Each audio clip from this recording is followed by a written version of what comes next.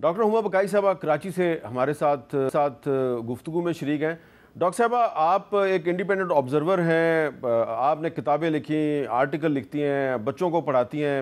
ابھی جو آپ نے گفتگو کی وہ آپ کی گفتگو جو ہے وہ نوجوانوں کے ساتھ آپ کے انٹریکشن کا جو ایکسپیرینس ہے اس پر مبنی ہے۔ اب یہ بتائیں کہ جب آپ یہ گفتگو سن رہی ہیں سلمان اکرم راجہ صاحب کی اور سینیٹر خلیل طاہر سندھو صاحب کی، تو ایسا لگ رہا ہے کہ پاکستان کے دو اہم ادارے جو ہیں یعنی کہ ایگزیکٹو اور سپریم کورٹ، یہ ایک بڑے تصادم کی طرف بڑھ رہے ہیں، اداروں کا آپس میں تصادم ہونے والا ہے۔ اس تصادم کو ایک ایجوکیشنسٹ کی حیثیت سے آپ کیسے دیکھتی ہیں کہ پھر جو نوجوان نسل ہے وہ آپ سے پھر کیا بات کرے گی؟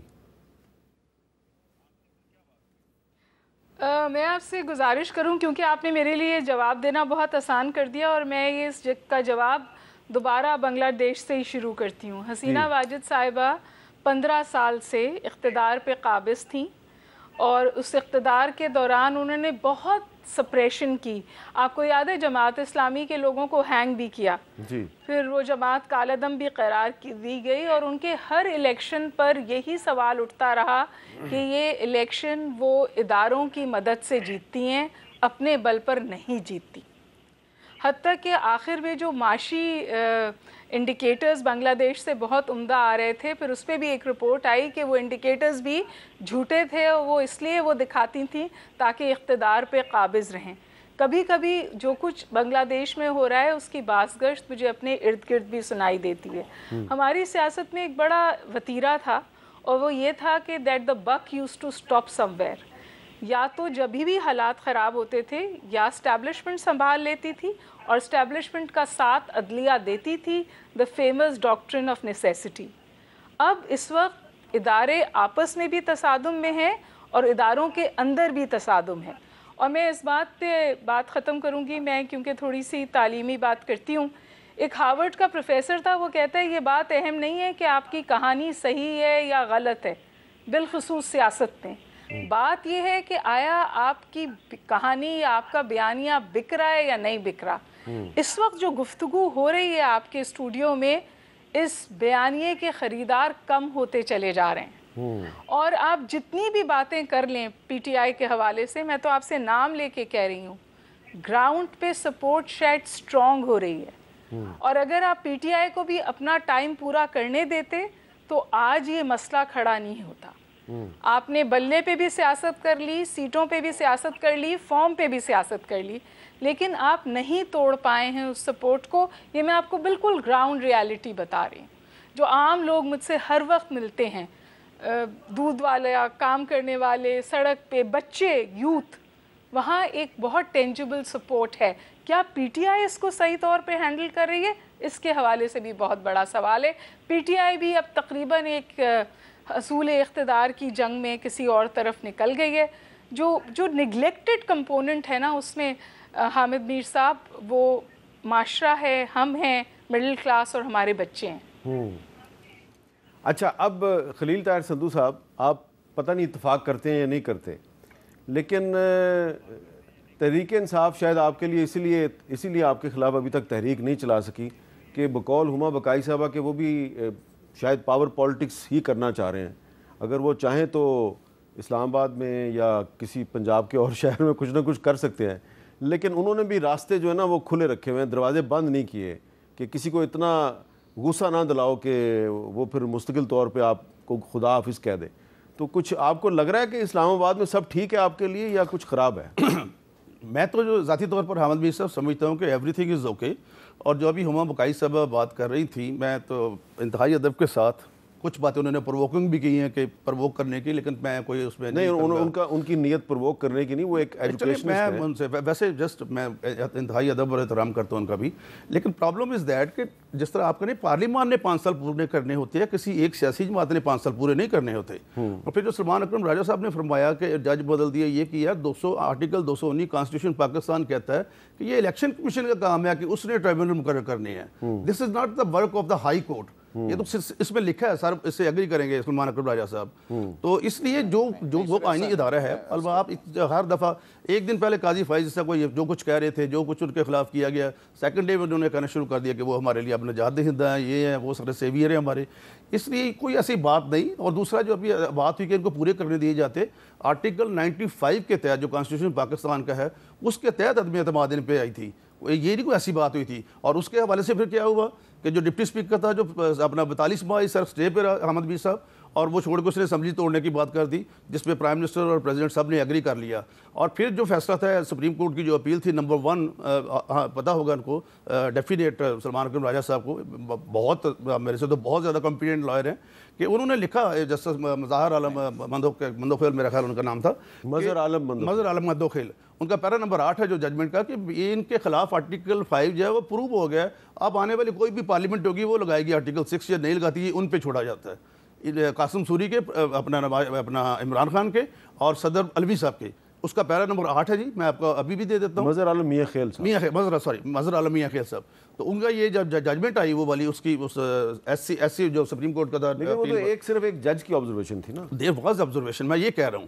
لیکن وہ جو کام کیا تھا کہ اگر اٹ ڈز ناٹ مین، اور سیکنڈلی لا یہ سر کہتا ہے، اور رولز بھی یہ کہتے ہیں کہ جب کسی کے خلاف عدم اعتماد آ جاتی ہے، جمع ہو جاتی ہے، دین سر اسمبلی توڑی نہیں جا سکتی. اچھا، اب سلمان صاحب میرا آپ سے سوال جو ہے نا وہ یہ ہے کہ کیا پاکستان تحریک انصاف اصولوں کی سیاست کر رہی ہے یا پاور پالیٹکس کر رہی ہے، جس میں اپنے ہی اصولوں پہ کمپرومائز بھی کر رہی ہے؟ سوال میں آپ سے تھوڑا سا کرنے سے پہلے میں آپ کو چاہتا ہوں کہ D G I S P R نے آج جو فرمایا وہ ذرا سن لیں. ایک ٹاپک 9 مئی ہے جس کے بارے میں آپ نے اناؤنس کیا تھا. فوج کا ایک واضح موقف تھا کہ جب تک معافی نہیں مانگی جاتی جنہوں نے یہ کیا، اس وقت تک ان کے ساتھ بات نہیں ہوگی.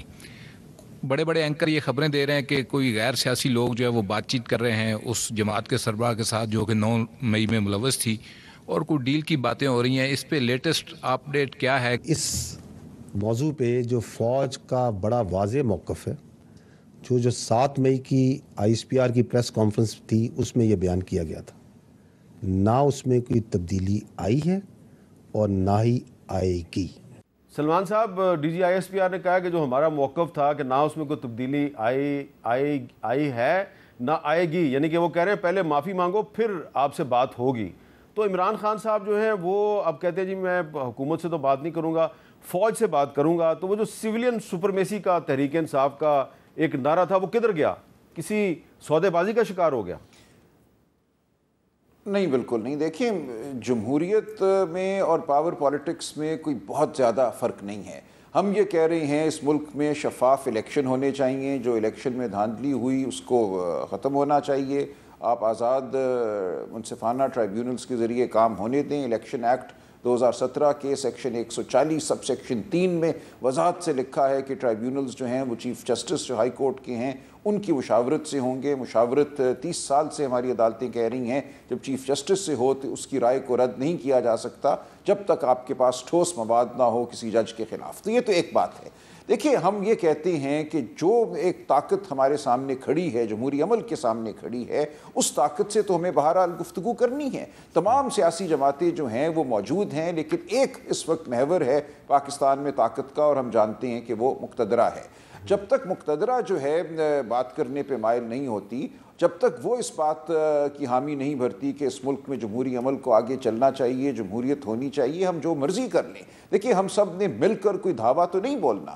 نہ 9 مئی کو یہ ارادہ تھا، نہ کوئی ایسی منصوبہ بندی تھی. جو 9 مئی کو ہوا، ہم بارہا کہہ چکے ہیں کہ جو لوگ قصوروار ہیں ان کو سزا دی جائے، سی سی ٹی وی فوٹیج سامنے لائی جائے. یہ کیسے ہو گیا کہ 6 مختلف مقامات کی سی سی ٹی وی فوٹیج جو ہے وہ گم ہو گئی یا کٹی پٹی حالت میں میسر ہے؟ ہم کہتے ہیں مکمل فوٹیج لائیں.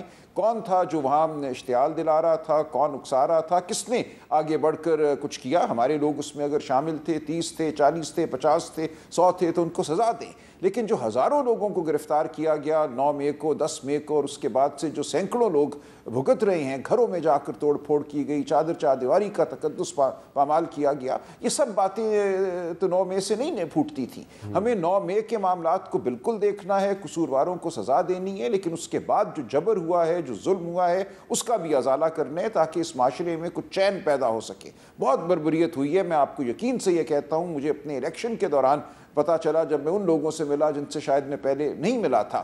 گلیوں میں چھوٹے چھوٹے گھروں میں جا کے جو کچھ ہوا ہے وہ رونگٹے کھڑے کر دینے والی بات ہے. ہمیں اس تمام بات پہ معافی بھی مانگنا ہوگی. جو ظلم ہوا ہے اس کی بھی معافی مانگنا ہوگی, اور 9 مئی کو جو ہوا جو قصوروار ہیں ان کو سزا دیں, اور ہم آگے بڑھیں, سیاسی عمل کو آگے بڑھائیں. اب ہم سیاسی عمل کو اس ملک کو 9 مئی کے کھونٹے کے ساتھ باندھ کے نہیں بیٹھ سکتے. بالکل انصاف ہونا چاہیے, قانونی عمل شفافیت سے بڑھنا چاہیے. ذرا وضاحت کر دیں کہ آپ کیا کہہ رہے ہیں, کس کو کس سے معافی مانگنی چاہیے؟ دیکھیں, ہر دونوں فریقین کو جو 9 مئی کے بعد ہوا وہ بھی ایسا ہے کہ اس میں معافی مانگی جائے.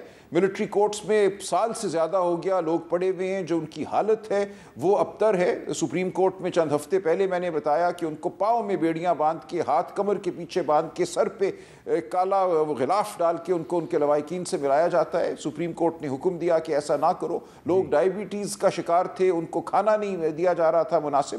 بہت کچھ ہوا ہے. اس لیے دیکھیں, اگر ہم نے ماضی کے حوالے سے بیٹھے رہنا ہے تو ہم آگے نہیں بڑھ سکیں گے. معافی سب کو مانگنی چاہیے, اور میں پھر یہ کہتا ہوں کہ 9 مئی کو جو ہوا اس کا جو کوئی قصوروار ہے آپ اس کو سزا دیجئے, لیکن آئین کے مطابق, قانون کے مطابق دیجئے. اس کو ایک سیاسی, ایک جس کو ہم وچ ہنٹ کہتے ہیں, یا سیاسی طور پہ کسی کو معطوب کرنے کا ذریعہ نہ بنائیے. واقعتاً قانون کے مطابق 40, 50, 100, 150 جتنے بھی لوگ ہیں ان کو سزا دیجئے. لوگ اس وقت کوٹھریوں میں پڑے ہوئے ہیں 12, 13, 14 مہینوں سے.